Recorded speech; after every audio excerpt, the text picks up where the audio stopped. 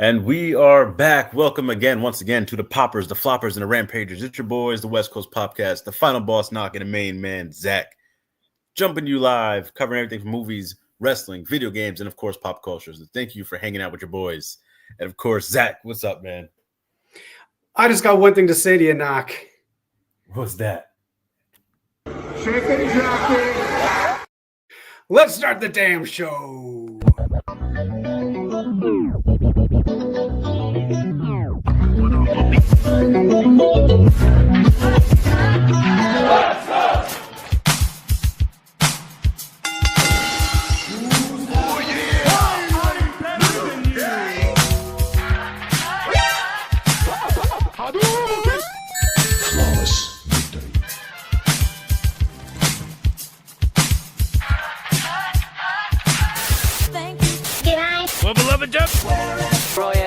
I'm Buffy.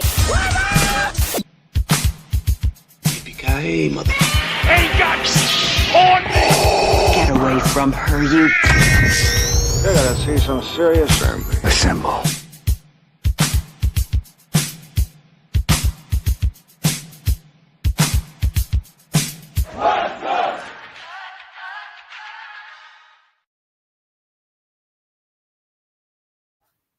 Now that's an intro.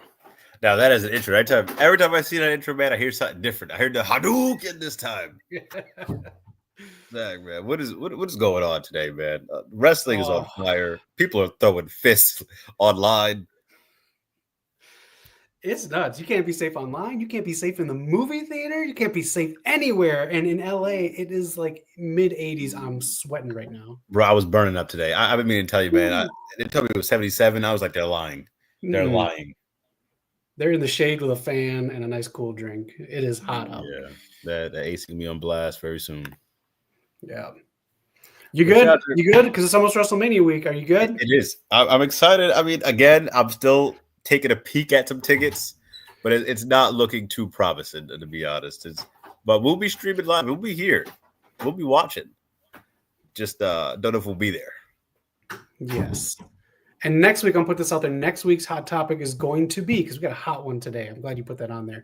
Next week's hot topic is going to be the WrestleMania build. It's been wonky. Knock and I tried to get tickets, but I know a lot of you tried, but they're so expensive. Next week, we're going to talk about if it was worth getting tickets for or missing out with this build. So get your thoughts in as more matches get added this weekend. Yeah, I mean, I think they said around 13 to 14 matches are going to cover both WrestleMania days. So still a lot to fill, and this is kind of last minute booking. Usually you have a little more of a path for most people. This is interesting. This is very interesting. Noob, how are you doing? Hoping you're doing all right. Get your comments in. I'd love to hear from you as always. What's up, bro? Welcome back to the chat, man. Always good to see you. A lot going on. We have movies, TV to talk about. We got some video games to talk about, and wrestling. My boy. Let's start with the feud. Let's start there, man. Get it. Let's go straight to it. The feud is here. Swerve, Booker T, two former world champions, two very influential people in the game. I'm going to say this. I don't like seeing this. This is tough to see two guys that are, top of the game going at each other like this in this way, because it just – you don't want to see people tear each other down. You don't want to see – again, I'll say it, two black people tearing each other down. Don't want to see it, man. I hate to see it. Hopefully they can come together on some terms here. Hopefully, I don't think it's too serious of a beef. So I'm hoping they can find some resolution here and just squash it. Yeah, I didn't like to see this either. There's a lot to this. A lot of it I'm not going to talk about. But yeah, this is there's so many layers to this. And if you want to talk about it, please get your thoughts in, because there are so many layers. It on the surface, it looks like AEW versus WWE, but again, because of all the layers and because of the history of Booker T and someone coming up with in the industry with Swerve, there's a lot to discuss on this. There is, and again, still don't know all the details, but I think it kind of started. Well, actually, started a while ago, but I guess some gasoline got thrown on the fire recently because Swerve was on some famous YouTuber, Vlad dude or something. Yeah. That guy. Some stuff got brought up. I didn't see the interview, but from some of the stuff I seen got taken from that interview, he kind of touched on why they got fired from WWE and hit Row, and he mentioned someone being aggressive. The way I saw it in one of the quotes, didn't seem like he was throwing AJ under the bus. It kind of just seemed like this is what was told. And then I seen some other quotes where it's like he was throwing him under the bus and there's beef between those two. So that got escalated. And then somehow, I don't even know how it got to Booker T, but somehow it got to Booker T. They had a little back and forth at Dynasty watching pay-per-view. Swerve says, F buddy, as they go off air. Jump to NXT. The crowd is behind Booker T. Chad F Swerve. You know, Booker T didn't try to be the bigger man here on his podcast. He tried to, wish him best and give him some advice. Don't end the show talking about me because then you take away from all the great stuff that did happen.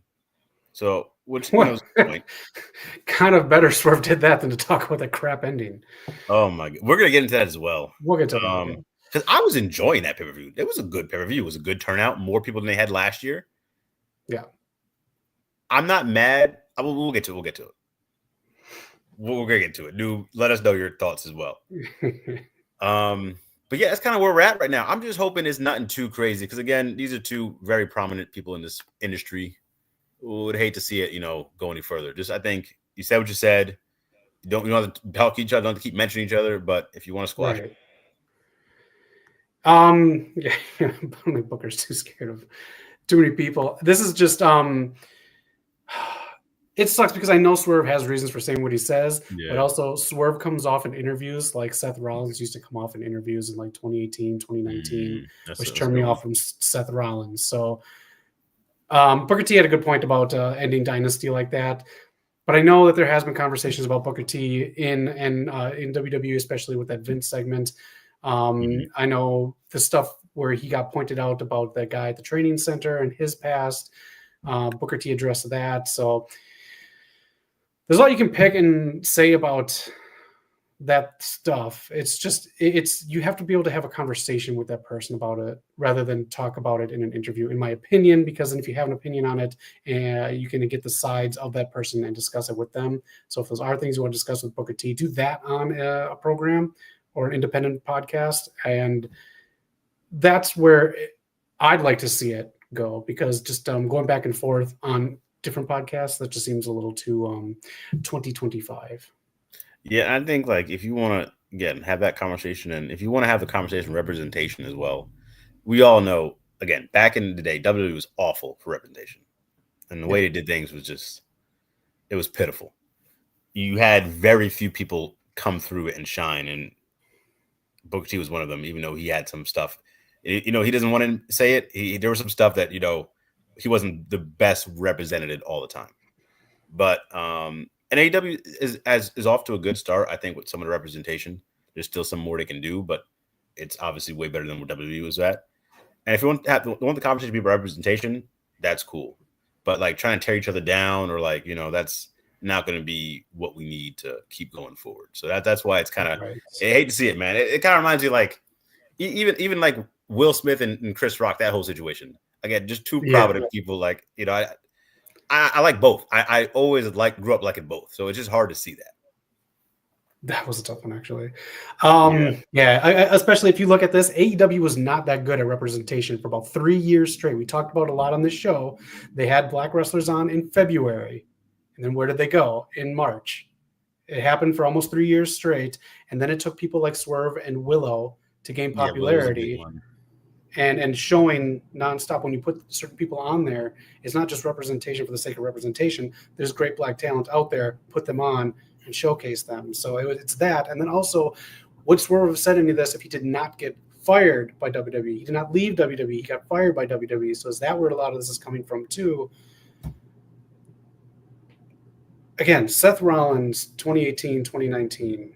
That's what I'm getting from this. And it throws me off because I'm a big Swerve fan. I'm a huge Swerve fan, actually. That's the thing. I'm a big fan of both guys. I'm not picking sides here. Just hopefully, a positive resolution comes out of it. Yeah. Let us know your thoughts. If you're on a side, let us know. And if you got any discussion points on this too, because and I don't know all the details. I know there's a huge group of people that dislike Swerve. I don't know all the details about certain things. So if you got some, then let us know. Yeah. Um, yeah. Just I think that the whole Dynasty review I feel like kind of got overshadowed, but just to jump into it, AEW Dynasty happened this past weekend. I did pick it up.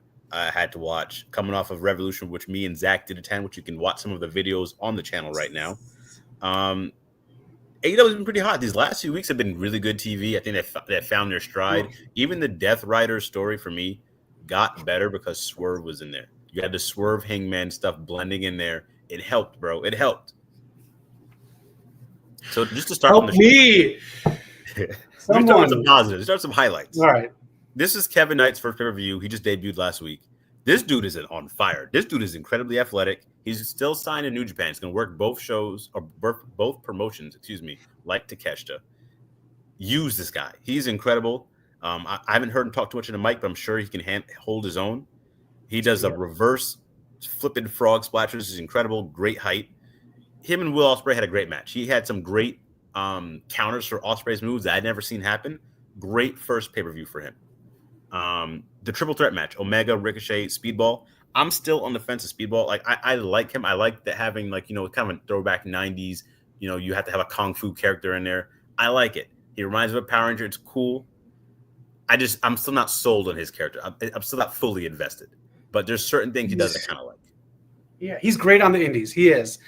He's great in the ring. He's great. Yeah. But like it's even in TNA and again in this match, it's a 90s gimmick, and it's just we have to just reinvent it just a little bit for AEW. Yeah, I would, and I could tell he is a huge fan of Kenny Omega based on that promo he gave on Dynamite or Collision, which was last week. This man loves Kenny, so I knew they would have a great match and good chemistry. And Ricochet it's just a great match. This would have been a 5-star match on Indies. Still a good match. Still translated well to pay-per-view. But I'm gonna need I need a little more from Speed. I don't know what I need, but I need something else. Kenny, big match machine, man. Love his new entrance theme for his pay-per-view matches. And Ricochet's found his own. He found a good character that works for him. So good stuff there. Tony versus Megan Bayne. Incredible. Might have stole the show. Megan Bayne is made for the big box office. She's going to be a huge star. I wouldn't be surprised if she jumps up to WWE. I hate to say it, but I think they might try to scoop her up. I think she's signed for a good amount of time in AEW, but I don't know. There was a weird stuff when she was debut. It was a weird stuff. Like it was late. Wasn't sure if she was still going or not. Yeah. Man. Yeah, you can't do a build up like Megan Bayne and then do a roll up though. That just deflated the match for me. It did, but it also protected her. I get why they did it, but we kind of just seen Tony did the roll up with Mariah the first match in Australia or second match in Australia. So it's tough. Just have Penelope do something to cost her the match or something. I don't know. No, roll up is cheap for Megan Bayne and like a undefeated thing, but yeah, decent match. I liked it. Yeah, I think we had Jericho versus Bandito. We can talk about that real quick because Jericho announced on Dynamite tonight he was disappointed in his learning tree people, Big Bill and Brian Keith, and he's going to walk away. Until they impress him, he's leaving. He's finally leaving. Take him off TV. This is what they needed to do. I don't hate Jericho, but he needed to be off TV. We need to figure something out. Yeah. Christ.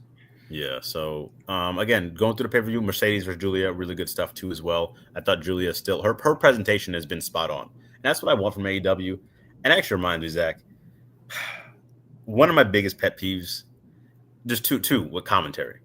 When you have somebody with the presentation, right? Why are we talking through their whole entrance? Let me take in their entrance. Let me enjoy it. It's like Undertaker's about to do his move, right? Triple H about to do his spit, his water. Why are we talking over it? Let me get into it. Let me hear the crowd. Let me be invested into the character. Why are we trying to promote something? Why are we just rambling on commentary, talking about where you parked your car and pizza and it's funny. I get being light, but there's certain spots for it. And during someone's entrance like Julia's, I don't want to hear rambling. I want to be invested into her character. Exactly, 100%. When someone who is dark comes out, you act like church is starting. Yes. JR did it perfectly during The Undertaker. Once that bell rings, then that's when Jerry the King started cracking a few. Mm-hmm. Like that's how you do it. I agree 100%. You have to know your placement. That's it kills me every time. And not to mention their commentary has been hit or miss. It's been a problem for a long time. Needs to change. The second biggest pet peeve I have is when, the match is ramping up, you're having some big moments, the crowd's into it, people going crazy, and then someone hits their finisher. Especially it's a staple character on the show. They hit their finisher, and I hear silence on commentary. I don't hear, "Oh my gosh!" Like it's like the biggest thing ever.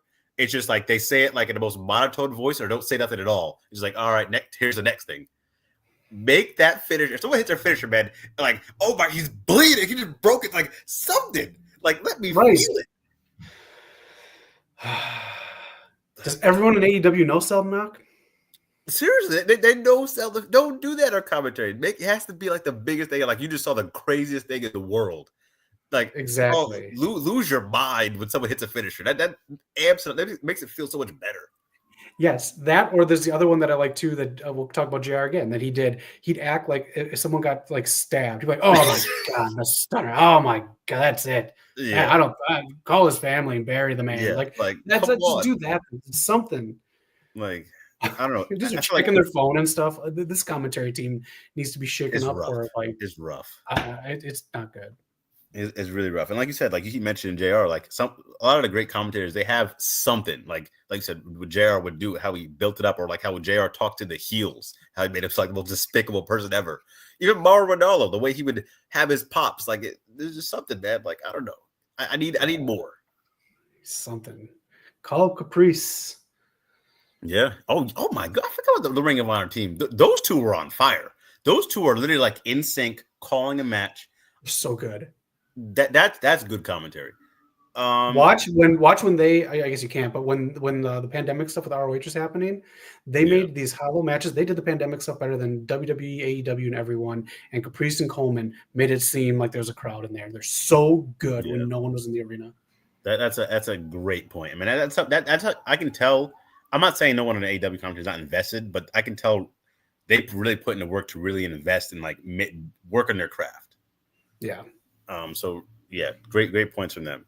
The other thing too, what else happened here? I loved Swerve Static Shock his gear, cool. Steam gear, really good stuff. He found I think it was a designer on Twitter that posted it, and he asked him to make it for him, and it's a whole thing. So it was really cool how they did that. I'm glad someone's bringing back Static Shock to the forefront, because this is one of the greatest characters, one of my favorite cartoons ever. So it's cool to see when people reference that.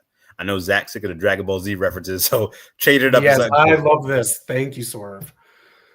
The only person in Warner Brothers Discovery talking about Static Shock. Yeah.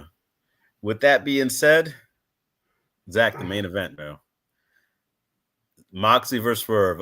You said the Mox versus Edge match wasn't the best. I said Swerve's gonna bring the speed up. He's gonna kill it. It's gonna be a great match. I think he's gonna win, but the ending wasn't really that bad, Zach. It was VKM levels bad, and their explanation for it tonight on Dynamite made it worse. It did. This makes me want to check out. Talk about all this good stuff, but that just made me want to check out. Don't insult us. Yeah. I get, not every pay-per-view you want to end on like the babyface winning, the good guy winning. It has to build and build. This made it made no sense. No. The whole lights out thing and coming back. You gotta say, I like the Bucks. Bucks one of my favorite tag teams ever. The whole lights out comeback thing doesn't work for everybody. And it's not really especially when the cameraman has to go over the ropes to get a good shot of them. That's the thing. You have to go over the ropes. The shot was awful. That's a meme shot. That's and I feel like when you do the lights out type thing, it's supposed to. I feel like it should be for a towering figure, for someone who's like like a Taker, like if you had Abaddon come back and do it, like someone who's like that type of mysterious Julia Hart. You just can't turn lights out for everybody. Who's turning these lights off? Exactly. I don't know. I didn't like it for the Bucks. Or like if you have a big reveal, you turn the lights off. I think it was just a big reveal on AEW's booking. Yeah, it's bad. Yeah. It's bad, bro. It's really bad. Like this is. Told you Swerve being involved doesn't mean shit. Like this wasn't good. Yeah. I You just know what? It made me want to throw a fit. It made me want to throw the kind of fit that a movie makes you want to throw. Chicken jockey. they were promoting Minecraft with Dynamite, I think, last week. Yeah, or so. they were. It just, I get you don't always have to listen to the fans. And I wouldn't listen to most of these fans, but you got to know, like, you just overcomplicate. If you have to overcomplicate it to that point, where I'm sure some of the people involved don't know what's going on, then you have to reevaluate what you're doing. And I've said it before. I like Darby, but we can't wait for him. He's going to come in so cold and have such an uphill battle to work with if he wins the world championship. I'm already ready for his title reign to be done. And he didn't even get back to win a championship yet. No shit. I don't care. I don't even know what to comment on because I just don't care. I really don't care anymore. So I'm hoping to get it back on track. Maybe the Owen, you can build up some speed and some momentum, but you're trying to build to your biggest paper. All in London, both shows, huge successes, great stuff. It means something different, though, when you're trying to put a stadium show on in the U.S. That's like, this is your home turf. This is really making a statement if you can put on a good stadium show. At this point, they're at like 13,000 tickets sold. What do you think puts them over the top? And what is a success number-wise for a stadium show first time in America?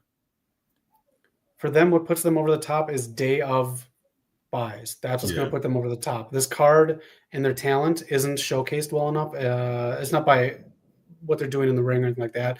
Warner Brothers kind of puts them out there. Swerve was just put on a 4-way banner here in town. Yeah. Talking about what Warner Brothers has with NBA, was NHL. But anyway, Swerve is up there with 3 other athletes.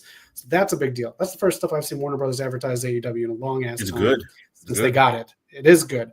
So it will take day of door sales to really put them over the edge. I think if they get to 15, that's fine because of where they've been at this last year. Yeah. I think that's a good, I know people are going to say that's low key. That's a Monday Night Raw, but I mean, different companies.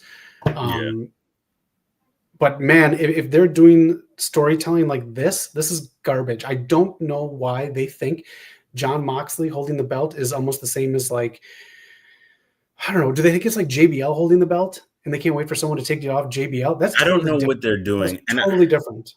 And I'm glad you brought that. I think I said it last week. If they get to 20K, I think that's a good number. Last year, Revolution, they had around 17, 18K for Sting's retirement. I think they got to get to at least 20 to make it like really feel like something, make it feel full in there. You don't have to feel empty in there and cut off where it's noticeable. 20 makes a statement. 25, okay, we're doing some business here. I don't know how you get to that point at this time because you're one of the biggest matches you can book, Okada Omega. Where's Okada? Why is he so cold? I would be having him like heat him up, get him ready for the Omega match, like then make him feel like a threat. The reason those matches work so well because Omega works really well in these big matches where he's going up against an unstoppable threat, which Okada was. He was unbelievable in New Japan. Right now, you have him as a joke and it's gimmicky, so it's hard to really build that up. For the hardcore, Omega Okada 4, incredible.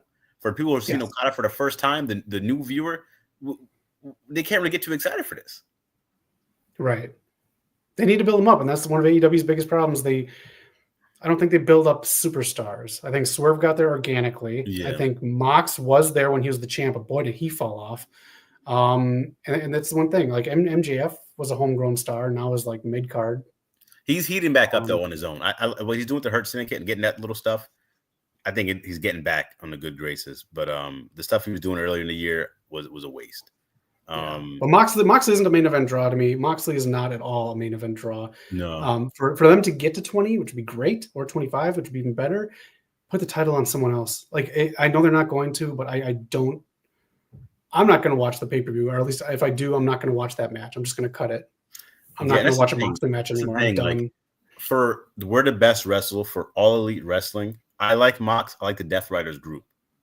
For your main event, we shouldn't. The problem with AEW right now is when you get to the main event, I shouldn't be like, all right, I have to like, I'm kind of done with the pay-per-view. I shouldn't be like, I know it's not going to be one of the best matches. Usually when we get to the AEW pay-per-view main event, it's like, this is the main event. We're ready. But Revolution, the 2 matches before the main event was amazing. Then I checked out of the main event. You've been teasing Swerve and Hangman. You have Stone Cold The Rock right now. This could boil over. So why? I hope it's not true, but a lot of rumors, a lot of the stuff they're saying they're building for is a Swerve Hangman tag team against the Bucks. I don't care. I don't care. I don't care. Swerve and Hangman right now are singles acts.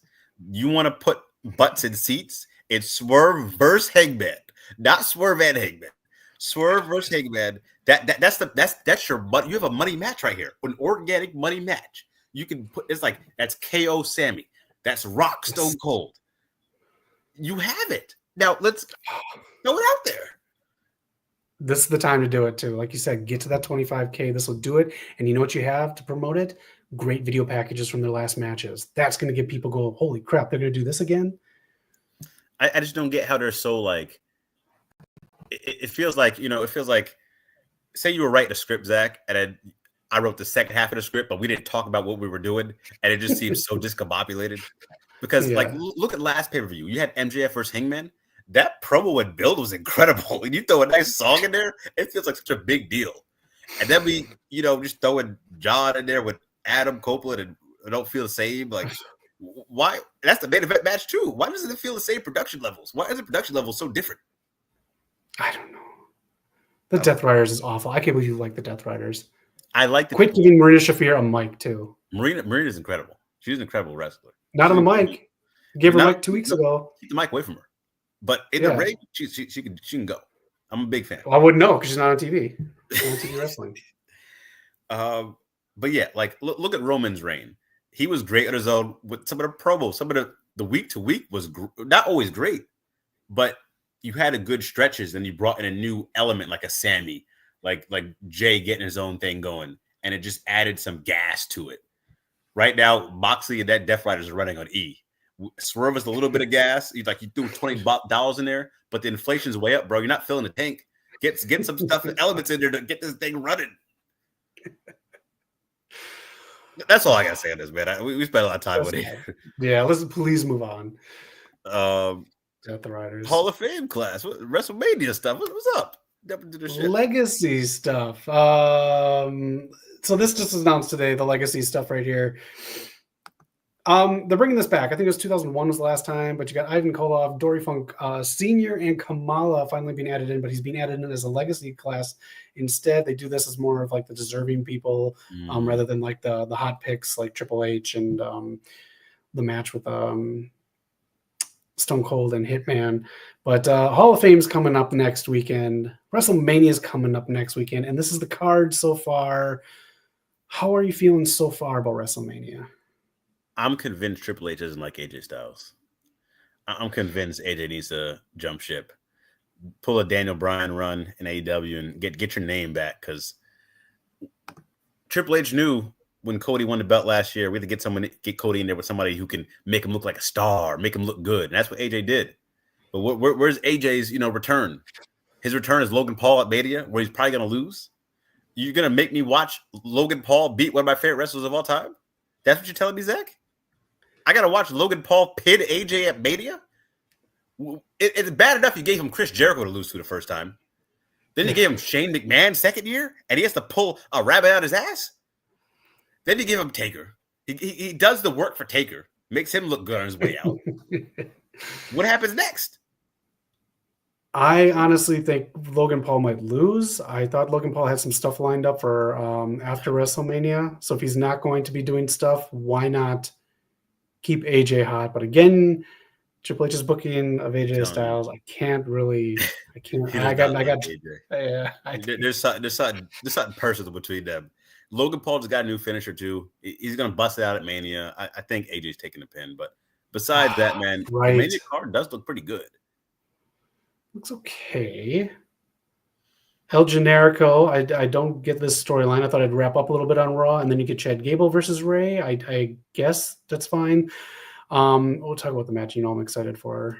But it's a shame about Orton and KO. I do believe you got some options with Orton. You can always add him to the IC match. You can always do Shinsuke. You can always do a couple other people. So I think Orton will get on the card. Nick Aldis, I think, might be my top pick. That'd be incredible. That'd be something different. We know Nick can go. He wrestles a similar style to Randy. They both have a more methodical style, more like about the grappling, the storytelling. I think you can do something nice there. Give him like 10, 12 minutes. Nick can go.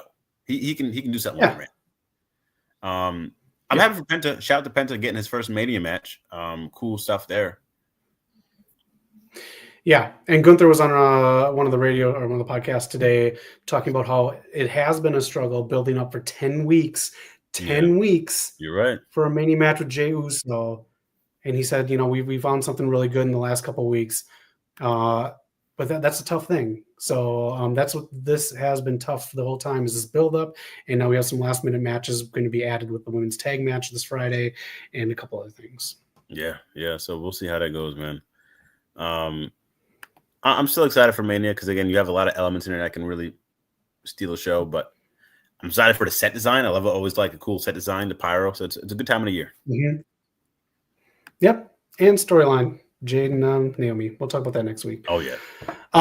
If you want to pay attention, I'm going to do a video when they all get out. I'm going to put it out. But WWE is naming their top 50 matches of all time, the WrestleMania matches.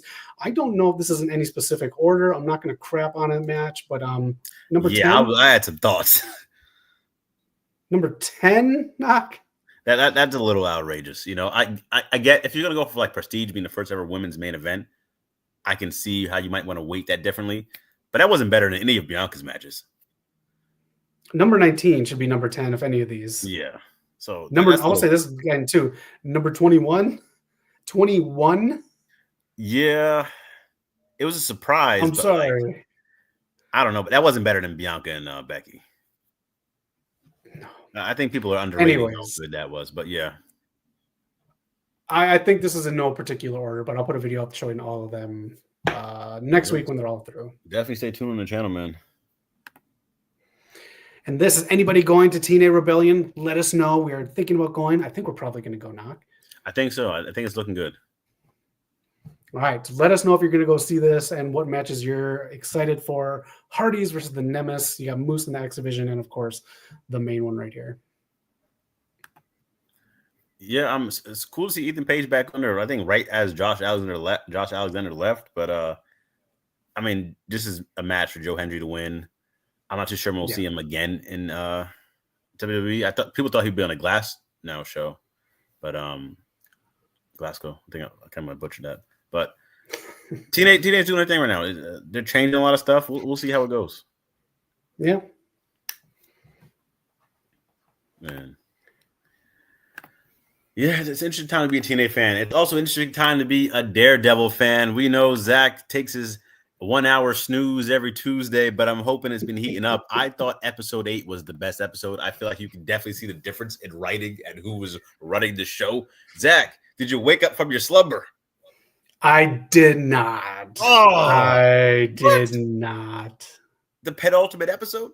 Well, no, here's the thing. I actually was sleeping, so I did not get to see the episode. Oh. But feel free to talk about it because my life has been topsy-turvy, so that's all right. You got the spoilers out there if anyone wants to talk Daredevil, the penultimate episode, and then we'll obviously wrap it up next week.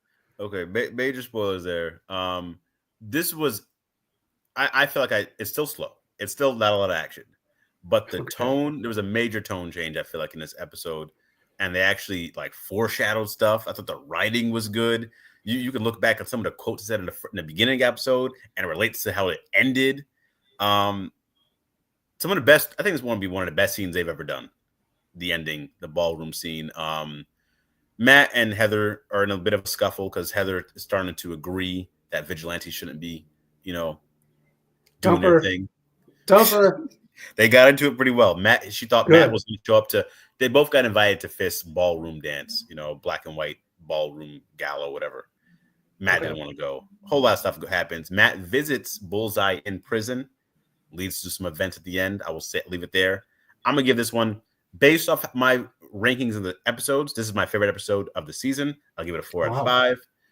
Okay. If this season wasn't so slow, this would be even better. But because it's so slow, it's one of the last episodes before episode 9. I'm thinking, like, do we even really need a season 1? Because, like, not a lot happened here. I feel like it was a whole lot of nothing. It's been 10 years since Daredevil debuted on Netflix. Yeah, this is the 10-year anniversary today. New, if you're still in chat, let us know. Miss All Power still in chat, let us know what you thought. This was the best episode of the season. I'll leave it at that. Look, what a smart man, Matt. That's right. Play dead. Maybe she'll walk away and you never have to see her again. Yeah, everyone gave a really good performance. Shout out to BB Urich, who finally revealed that she does know Wilson Fisk was a main suspect in the killing of her uncle. So she's on the trail and she's doing her work, trying to make things happen. And the other guy, that's our friend that's working for Fisk, he got appointed to deputy mayor. So Fisk is taking a liking for him. Okay. But Daredevil episode 8, let us know what you guys think in the chat, man. Marvel's MCU, what is going on with Daredevil? Side note, Thunderbolts has been getting really, really good test screenings. Like, really good. I'm getting my hopes up, man. It's coming out May 2nd. It's right around the corner. I'm very excited. I just want to be excited for Marvel again. The villain looks incredible. Florence Pugh's incredible. Everyone else, Sebastian Stan. It could be good, man. Let's see if they do. If I can find out when the premiere is down the street, I'll go to it and get some video on there. But that'd be cool, man. Oh man. Speaking of premieres, Zach, we are 4 days away at this point now? Oh my god. The Last of Us season 2 just got renewed today for season 3. Yes. It will debut 4 days. Can't wait for our reviews. We will coordinate when we're gonna have those reviews out for you guys. But I'll be watching this as soon as it debuts on Max. Check it out. They say this will adapt the first half of the game. That's some of the rumors that people have been seeing. A lot of reviews have been coming out for this. A lot of great reviews. Some people who've seen it have been talking about things and how they adapt the game, some of the choices they make. Not going to get too much into it. We'll see it, fresh in a few days. But I'm liking what I'm seeing. Okay. This is the most I've seen of it. I'm further in the game, but I'm still playing. So I think I'll be good by the time the season ends. What they did with this, giving people the whole season to see, that's almost unprecedented. So that's pretty big time. Usually it's just the first 2 or 3 episodes, but the fact that people are rating the whole season like this, that's good. The only bad review that I saw wasn't a bad review. The negative was the season may feel incomplete because they don't do the whole story. So, hey, it's a season of a story. So it works. And I think this is what I was under the impression when we watched season 1. I thought they could have broke season 1 into 2 seasons. Yes. And Last of Us Part 2, the video game, is even more massive than the first game. So the fact that they're breaking this into 2, maybe 3 seasons, they can get away with it because it's such a massive game. Part 3 is not even out yet for the video game, so you kind of need to buy some time here. I feel like they kind of rushed through season 1 as a gamer who played it first. So if they want to take the time a bit with certain things, let certain things marinate and soak, you can get away with it, man. I hope so. The rumor is 4 seasons to do it, and then of course the game may not even come out part 3. Yeah, that's the thing. So a lot is up in the air, and even for me, a lot of these shots, besides the let me pull it back up here. Besides the shot with Ellie and Dina on the right corner there, all these other shots are not in the game. None of these is like really that spoilering. Like, I mean, you can kind of see what's going on, but it won't point me like, oh, this happened. This is what happened in this game. You do know that like Abby's group is like on the move in the beginning of the game, but besides that, none of these shots were in the game. Besides the one for one shot of Ellie and Dina. Okay. I'm excited. Such a well done show. Yeah, I'm very excited, man. We'll see how it goes. Those reviews are coming back. I was hoping by this time this year we would have the Last of Us reviews to do and X-Men 97. Obviously, we're not getting X-Men 97, but I'm excited to get Last of Us reviews. You have no idea. Yeah, I'm good on this. It was a year ago for X-Men 97. I missed that show already. I do, man. That was one of the best shows I've seen in a long time.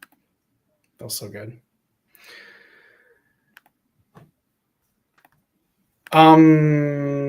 Yeah. Yeah, so keep an eye out for that. You got anything else? Do you know what the BAFTA games are? The BAFTA awards? I know some of those awards, yeah. I don't keep too much up with it though.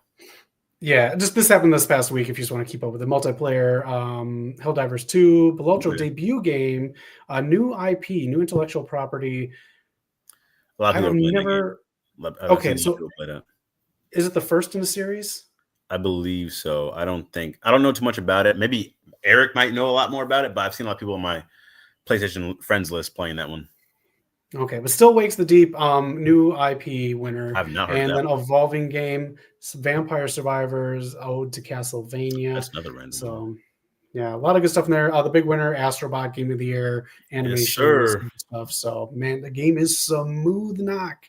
And now it's getting a movie deal, possibly. Like, Yep. what a ride! And what a ride, Astrobot. Yeah, you got this PlayStation changing their. Yeah, so the big thing back in the day, like PS3, PS4, you get to get themes for your PlayStation HUD, whether it was like a video game that came out or whatever. And now they're finally bringing that back. So I'm gonna be all for this. I might even do the Ghost of Tsushima one, might do the God of War one, but it's just such a cool like little thing to do for your PlayStation UI. So I'm glad they're bringing this back finally. This has been being asked for a long time. Yeah, I like it. It sounds like PlayStation's finally listening to their people, not ignoring everybody. But yeah, just speaking of just some of the heat and some of the past weekend. Sorry, I just want to talk about this especially. This have you seen the videos of people going ape shit in the Minecraft movie theaters? That's a great point. Unbelievable. This is so crazy. I joked about this with Knock and Eric in the chat.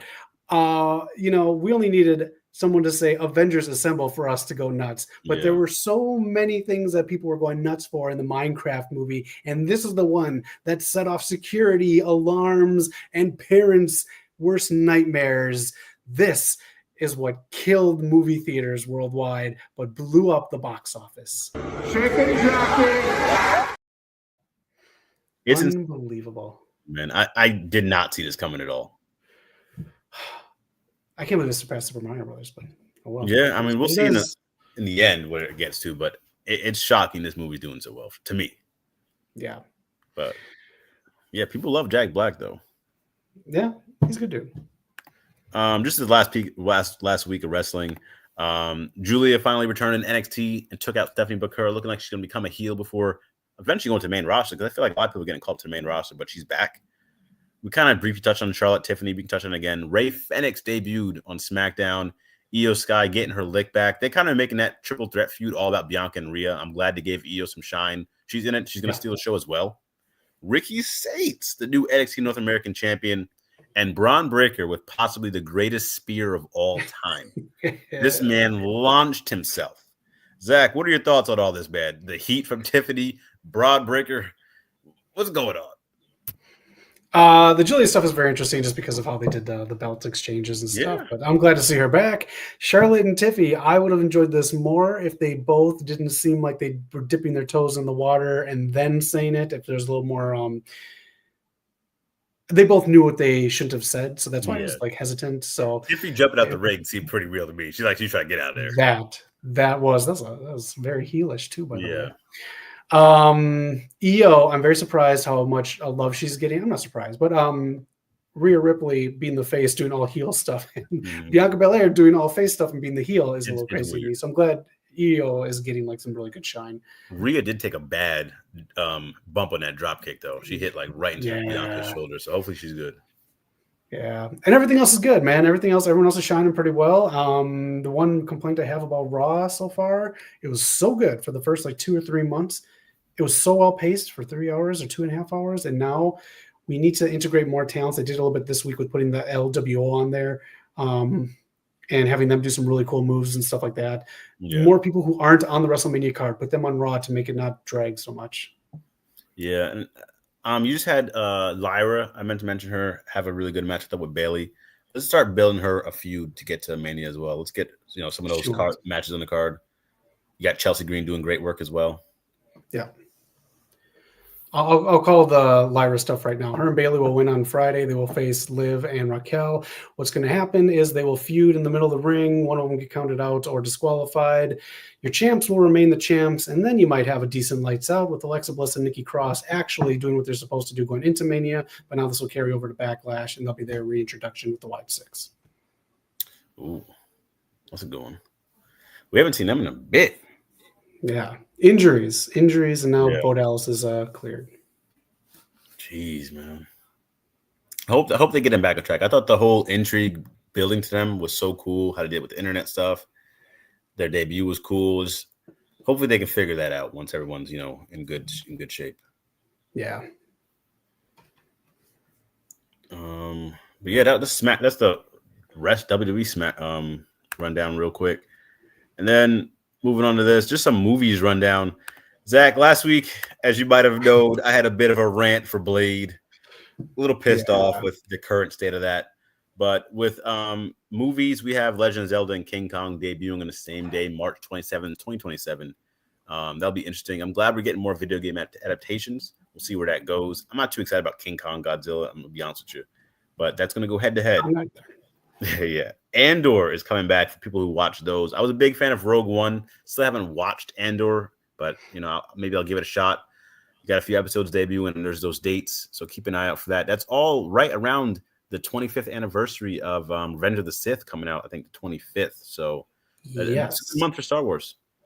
And I was going to mention this. I'll try to mention it when I stream on Friday, but the original cut of Star Wars, not the George Lucas redo where he added all this stuff, the original cut of Star Wars that you can't find anywhere unless you own it from the 80s or the 2002 or 6 or whatever DVDs that they added it onto, will be shown in a few select theaters in May, I do believe, but I'll try to figure that out and get it up there for you on Friday. That's really cool, actually. I'm sure there are big Star Wars fans out there that would want to see that. Oh, Pac got hurt? The injuries are crazy over there. I'll bet he got hurt because he doesn't want to be part of that damn storyline anymore. He should be a singles act. He had a strong run in the beginning of Dynamite. Let him be his own guy, I think. Yeah, he should. Phantom X, how you doing? Hope you're doing all right and having a good week. Thank you, everybody, jumping in the chat, man. What's up, y'all? Zach, do you know why I put that bottom corner right there? I don't know why the Odyssey is on there, but I know why Dune 2 and Batman are on there. Yeah.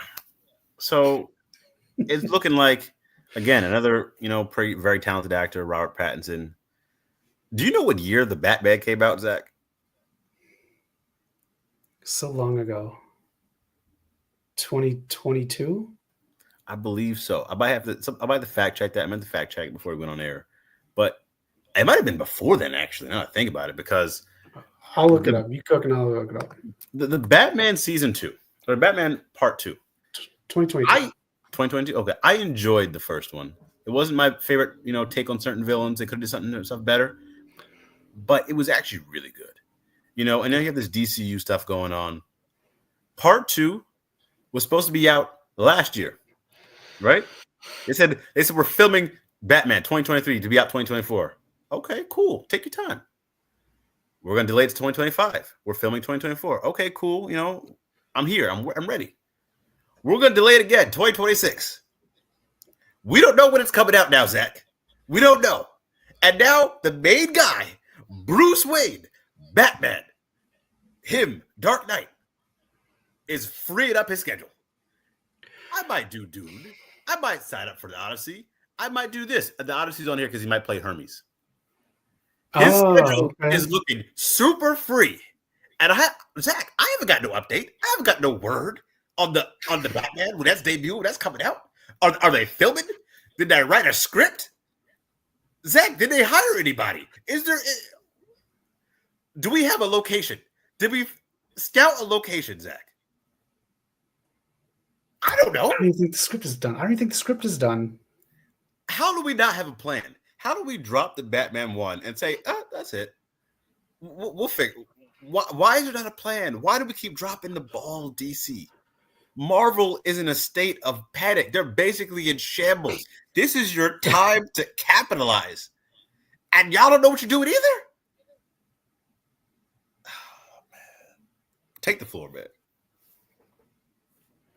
I do believe that the shuffling of the Snyderverse and the stuff with the WB and then bringing in James Gunn, everyone was like, wait and see. And I think the success of the Batman let people skate on there. Kind of how we talk about with TV shows, how they get to skate and then come back 2 years later with half the episode count. Crazy. Honestly, I'll be honest, I'm good with it not getting a sequel at this point. Let's just move on with Brave and Bold with the new Batman. Yeah, I really enjoyed it. I thought the music was awesome in it. I loved it. Yeah, the music was great. The music was good. I wasn't the biggest fan of the villains. I like Catwoman and the Batman. Yeah. I didn't like Bruce Wayne. I didn't like the Riddler, and I didn't like Barry Coogan's take on the Joker. Yeah, that was a little rough for me, but I was gonna give him a chance. Yeah, I like Barry Coogan. He's a great actor. He's going to be playing Ringo in the Beatles. One of the He was the one that was in the the Eternals, right? That guy. Yes. Okay. Yeah. Okay. I wouldn't mind seeing that a little bit. If they change a few things, but I like his acting. It's rough for me because I like the changes they did with Catwoman, her background story. I liked, again, the soundtrack. Bruce Wayne wasn't the best Bruce Wayne, but he was a good Batman, I thought. At this point, you might be right because it's going to get a little confusing having two Batman movies about to debut, within a year or a few months of each other. So you might have to move on. It's just a shame because I thought the Penguin was really good, and just to go back into that world where the Penguin's supposed to end off where Batman 2 is supposed to start where the Penguin ended off. I thought we had something there. You can't drop the ball like this on the momentum, man. That's just tough. You know who's getting a Batman movie before Batman? Clayface. 2026, Clayface. Wow. Love it. Love to see it. Yeah. I like Clayface. I don't know if I'm going to see a movie about Clayface. No, honestly, the animated TV show episode with him, that's it. They did it in 20 minutes. I don't want to see it dragged out for 2.5 hours. The best thing I've seen about Clayface was Arkham City when they had that big reveal with the Joker. That was the best Clayface thing I've seen. That was really good. Yeah. That was really good. So we'll see how that goes. It's just crazy to me, man. I'm getting a lot of Sony Spider-Verse stuff with the Clayface and all the Kraven the Hunter and Madam Web. I'm getting that vibe. Mm-hmm. We'll see. It's not as egregious as Blade, because at least we got a Batman movie, but we'll see how it goes. Right. Have you seen Dune 2 yet? I haven't even seen Dune 1 yet. Oh wow. Okay. Yeah. When you have time and the attention span, it's a watch. You definitely you need focused when you're watching that. It could be a little slow, but it's so. I do want to watch it. They do want to do this whole big universe, and they're going to do the third and everything like that, and then the TV show, which Dune fans that I know didn't like. They are having the video game still come out, and I know someone who's doing one of the big voices on there, so I thought that was pretty cool. Because at first I thought it was canceled, and then he said he's been working on it. So the Dune game is coming out. I don't know when, because it's probably going to be pretty big. That's pretty cool. Yeah, I think it's worth a watch. I enjoyed it. It's one of those movies. There's so much allure, so much going on. You gotta be invested in. It's a long movie, but I think it's beautifully shot, and I got invested with it a bit. Now I haven't seen the second one yet, but I still do want to see it, and I want to do it justice. Okay. But yeah, I think that's it for our show this week. West Coast Podcast. Let us know about the Swerve Booker T Heat.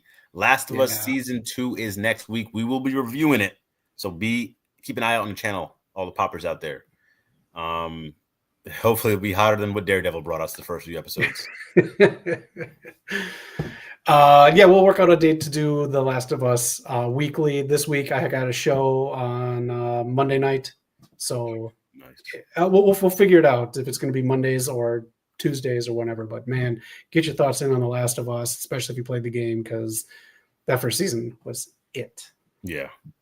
So shout out to everybody. Shout out to the poppers, the floppers, the rampagers. Join us every Wednesday for West Coast Popcast and next week for The Last of Us Season 2 review. From your boys, the main man, Zach, and the final boss, Knock. We'll see you guys next week. Peace out, y'all. See you Friday. I might be there Friday, too.